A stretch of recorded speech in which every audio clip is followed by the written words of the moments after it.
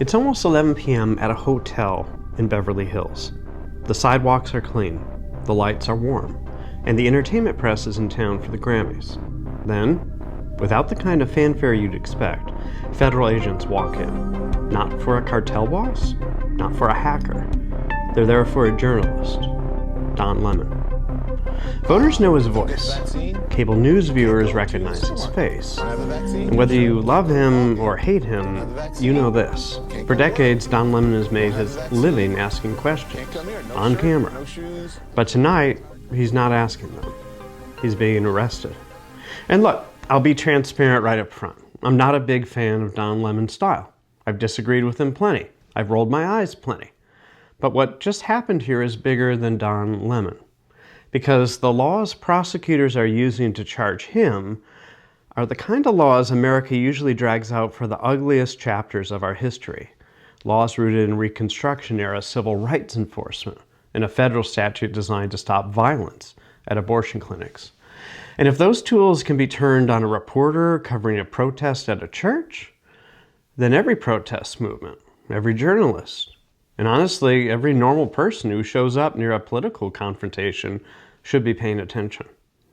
But there's something else curious happening here, because part of the legal strategy against Lemon is a similar legal strategy the left used against J6 protesters.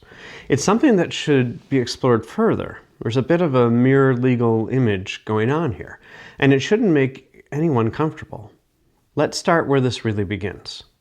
It's the morning of January 18th at First Covenant Church in St. Paul, Minnesota. According to the government's probable cause affidavit, a coordinated group of roughly 40 people stormed the church during service, screaming, disrupting worship, children crying. Looking at a young man who's in the corner, he's frightened, he's scared, he's crying. Why that church?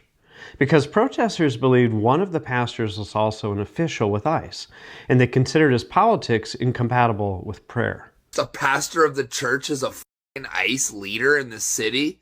How can they live so comfortably while the people from Somalia can't even go to their mosque and pray? How do they deserve any different? Don Lemon is there. He's live streaming. He says he's documenting history. His lawyers framed the case as a direct First Amendment attack on press freedom. Federal prosecutors see it differently. In the unsealed indictment, the government accuses Lemon and others of conspiring to injure, oppress, threaten, and intimidate clergy, staff, and congregates in the exercise of religious freedom, and of violating the FACE Act by obstructing access and interfering at a place of worship. Here's one detail that matters because it's going to come up again and again in court. The indictment doesn't just treat Lemon like a guy who happened to be in the room with a camera. It treats him like someone who helped protect the operation's secrecy in advance. It specifically alleges that during the pre-op briefing, he stepped away briefly so his microphone wouldn't accidentally pick up sensitive planning details, and it cites language about not giving information away. So that is what I could say. I turned the camera off of them because they're giving some critical information here. How are you? Good. Good to see you. We're on. We're not saying what it is, what's going on, but thank you. Then, inside the church, the indictment alleges a moment where Lemon approached the pastor, stood close, in physically obstructed movement while peppering the pastor with questions. It even includes a line about Lemon admonishing, "Please don't push me." Here to worship Jesus because that's the hope of these cities. That's the hope of the world is Jesus Christ. I want to be very respectful. Please don't push me, though. Now, slow down. That's the prosecution's narrative. Lemon's narrative is basically the opposite, that he was doing what he's done for 30 years, covering the news. Prosecutors call it a conspiracy. Lemon calls it journalism. And that brings us to the part that should make you sit up straight because the story gets weird-er. Long before that midnight arrest in Beverly Hills, prosecutors tried to arrest Lemon in Minnesota the fast way, through a criminal complaint and arrest warrant. And they hit a wall. According to reporting on court filings, on January 20th, the government presented 8 arrest warrants to a magistrate judge. The judge found probable cause for 3, but refused to sign the other 5. Those were unsigned warrants that were redacted publicly, but multiple reports identified Lemon as among the group. Then prosecutors tried something different. They went to the chief judge. He says no. They appealed to the Eighth Circuit and tried to compel the lower court to sign those warrants. The appeals court declined to do that. It's a guy yelling, not an emergency. So here's the key twist. When the complaint and warrant route didn't work, the government pivoted to the grand jury. And on January 29th, a grand jury indictment was filed in federal court in Minnesota naming Lemon, and the arrests followed in California. You might be thinking, hold on, if judges were hesitant to sign off on the initial warrants, how does the grand jury suddenly get you to the same place? Well, it's an easier pathway, and maybe that's the subject of another video. Still, that question, the pathway, it matters, because it's part of why this case feels like a constitutional earthquake. Now let's talk about the deeper ghost in the room. When people hear civil rights conspiracy, they often assume it's about modern hate crime prosecutions. But some of these legal tools were born in the Reconstruction-era, when America was trying painfully and imperfectly to protect newly freed Black Americans from organized political attacks. That's where 18 U.S.C. Section 241, the headline charge in Lemon's case, comes from. Its roots trace to the Enforcement Act of 1870, sometimes called the Ku Klux Klan Act, designed to extend federal reach over conspiracies meant to keep Black citizens from exercising civil and political rights. Today, Section 241 makes it a federal crime when two or more persons conspire to injure, oppress, threaten, or intimidate someone in the free exercise of constitutional rights. Does that language sound familiar? It should. Lawsuits against January 6th protesters use its younger brother, the Klan Act of 1871, as a tool for civil lawsuits. The crucial difference? Civil lawsuits are much easier to win than criminal trials. And yet, as we'll see, even in those easier civil lawsuits, federal judges threw out the conspiracy cases against many political speakers. Capitol police officers and members of Congress brought civil lawsuits trying to use the Ku Klux Klan Act against some J6 protesters. I successfully represented one defendant with that defense largely grounded in the First Amendment. Here's what matters for our purposes. The court did not treat the Klan Act as a magic wand that makes everyone near a riot legally responsible. When plaintiffs tried to extend that civil rights conspiracy theory to people in Trump's inner circle or just to plain political speakers, the strategy hit a wall. The court granted several motions to dismiss. Why? Because under the law, it's not enough to show someone was loud, political, or even reckless. You have to plausibly allege that they joined a conspiracy aimed at stopping federal officials from doing their duties by force, intimidation, or threat. For Rudy Giuliani, for example, the opinion said plaintiffs fell short of plausibly establishing he conspired to prevent Congress from doing its work. The court specifically said his trial by combat line was not enough in context. No clear call to action, no allegation he helped plan the rally, no allegation he knew the march would be directed to the Capitol. A lot of them will go to jail. So, let's have trial by combat. I'm willing to stake my reputation. The president is willing to stake his reputation on the fact that we're going to find criminality there. That's the failure of this approach that people forget. Not that the Klan Act theory disappeared entirely, but that courts were reluctant, rightfully so, to transform incendiary politics into automatic conspiracy liability without tighter proof of agreement, intent, and a violence-based objective.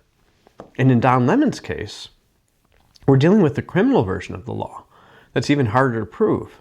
So now, let's fast forward to 2026. In Don Lemon's case, prosecutors are using a criminal cousin in the same Reconstruction law, paired with the FACE Act, to argue that a church disruption and its planning amounted to a civil rights conspiracy. This is where a sense of reverse lawfare comes in. They took weapons used against conservatives and fired them back on liberals. Now we have to talk about the second statute in Lemon's case, because this is where the irony gets sharp enough to cut. The FACE Act was enacted in 1994 in response to what Congress described as an interstate campaign of violence and obstruction aimed at shutting down abortion clinics, blockades, invasions, vandalism, bombings, arson, even murder. But the FACE Act doesn't just talk about clinics. Read the fine print. It also protects the First Amendment right of religious freedom at a place of religious worship, and it defines physical obstruction to include making entry or exit unreasonably difficult or hazardous.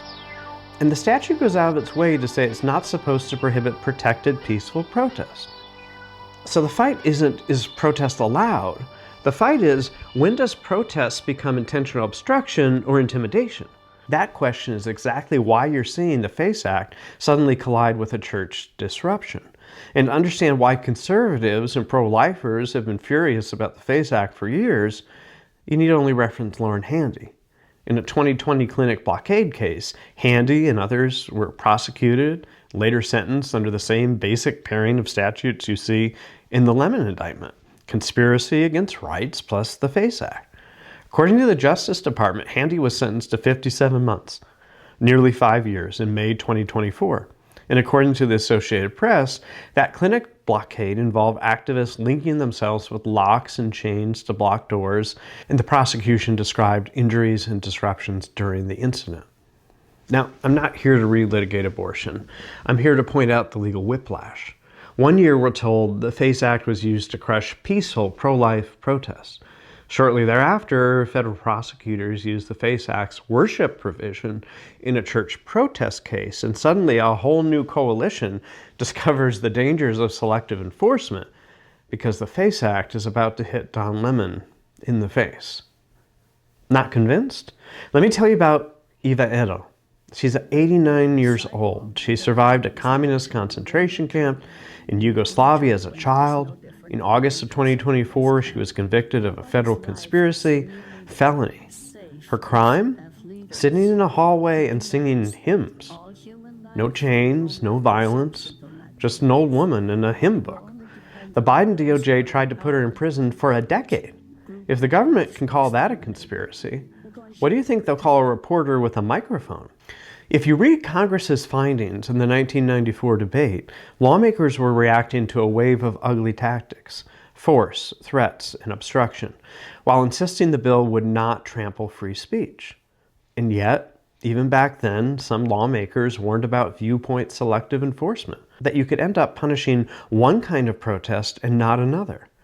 The fear is well-founded. Humanity has a history of using speech-suppressing laws to go after that other tribe it doesn't like. The lawmakers' concern, it didn't say theoretical. Reuters reports that according to Representative Chip Roy's office, the Justice Department brought 211 FACE Act cases between 1994 and 2024, and all but 6 were against anti-abortion activists, none involving houses of worship. This captures a reality most Americans recognize. Historically, the FACE Act mostly shows up when abortion clinics are involved. And yet we also know the DOJ has brought cases tied to attacks on pregnancy resource centers, basically pro-life pregnancy centers, and similar facilities, including a 2024 DOJ announcement about guilty pleas for a conspiracy targeting pregnancy resource centers with threats and vandalism. So what's the real danger? The danger is not that the FACE Act exists. The danger is that it becomes a partisan switch. One administration treats it as a signature enforcement tool. The next administration calls it weaponization, curtails prosecutions, and pardons the convicted. Then the same statute reappears in a new context: churches, synagogues, journalists, immigration protests, and suddenly everyone starts arguing the law means whatever they need it to mean today. Last night, the DOJ sent a team of federal agents to arrest me in the middle of the night for something that I've been doing for the last 30 years. So even Reuters, in an explainer on the FACE Act, notes the intent requirement of the law. Prosecutors must show the defendant specifically intended to block access or interfere through threats, physical obstruction, or violence. And Lemon can argue his intent was journalistic documentation, not participation. That's the heart of the constitutional problem. Because if being present plus recording plus asking questions starts looking like conspiracy in federal court, folks, we have a problem. Then the press becomes a soft target anytime it covers a protest the government doesn't like. One year the FACE Act focuses on clinics, the next it focuses on churches. One year conspiracy laws are for J6ers, the next they're for former CNN anchors. Here's where I'll land. I've never been a Don Lemon fan. But I'm an even smaller fan of government arresting journalists after the fact under vague conspiracy theories, because protesters decided the reporting crossed an invisible line into participation. That's not accountability. That's a trap. The First Amendment doesn't exist to protect the people you like. It exists to protect the people you can't stand.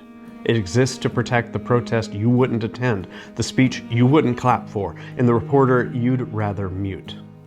Because the second the government gets comfortable weaponizing broad, emotionally loaded laws, whether it's aimed at January 6th defendants, pro-life activists, or liberal journalists, you don't get justice. You get an uncontrollable boomerang. And the thing about boomerangs, they come back.